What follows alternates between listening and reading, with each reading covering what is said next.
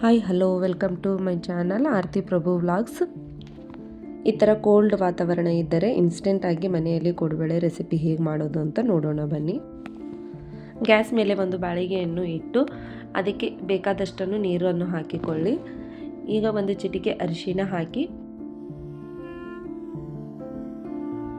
ರುಚಿಗೆ ತಕ್ಕಷ್ಟು ಉಪ್ಪನ್ನು ಸೇರಿಸಿಕೊಳ್ಳಿ. ಇವಾಗ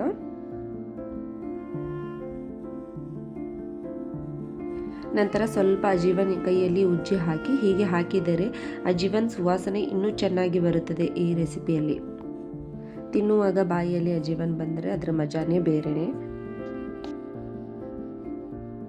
2 ಸ್ಪೂನಷ್ಟು ಬಿಳಿ ಎಳ್ಳನ್ನು ಇದರಲ್ಲಿ ಹಾಕಿ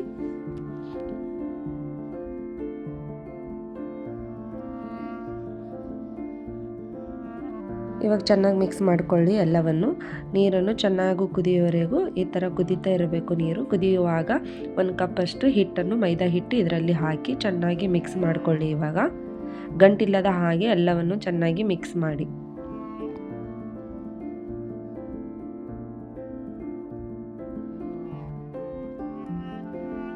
ಇವಾಗ ಚೆನ್ನಾಗಿ ಮಿಕ್ಸ್ ಮಾಡಿಕೊಳ್ಳಿ.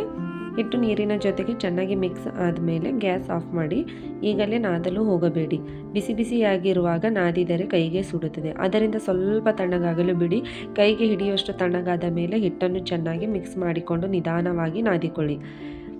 ಹಿಟ್ಟು ಎಷ್ಟು ಚೆನ್ನಾಗಿ ನಾದ್ತಿರೋ ಅಷ್ಟು ಮೃದುವಾಗಿರುತ್ತದೆ ಕೋಡುಬಳೆ.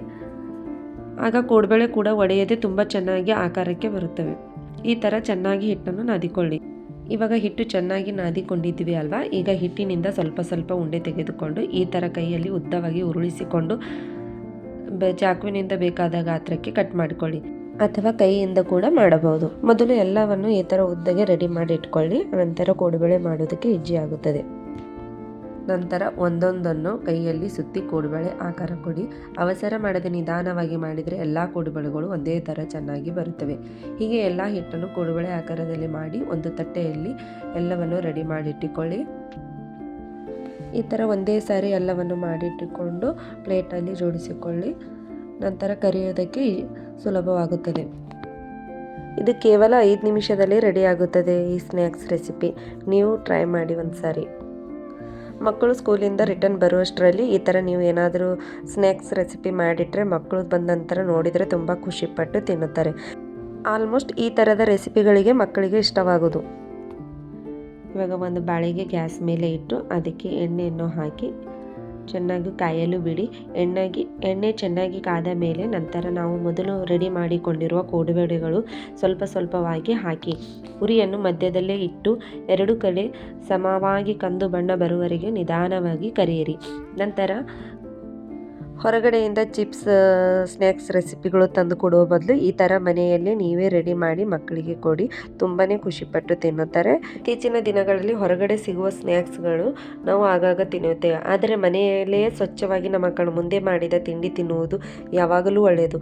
ನಾವು ಯಾವ ಪದಾರ್ಥ ಹಾಕುತ್ತಿದ್ದೇವೆ, ಎಣ್ಣೆ ಹೇಗಿದೆ ಎಲ್ಲವೂ ನಮಗೆ ಗೊತ್ತಿರುತ್ತದೆ. ಆದ್ದರಿಂದ ಮನೆಯ ಅಡಿಗೆ ಸ್ವಚ್ಛವಾಗಿರುತ್ತದೆ, ರುಚಿಯಾಗಿರುತ್ತದೆ ಮತ್ತು ನೆಮ್ಮದಿಯಿಂದ ತಿನ್ನಬಹುದು.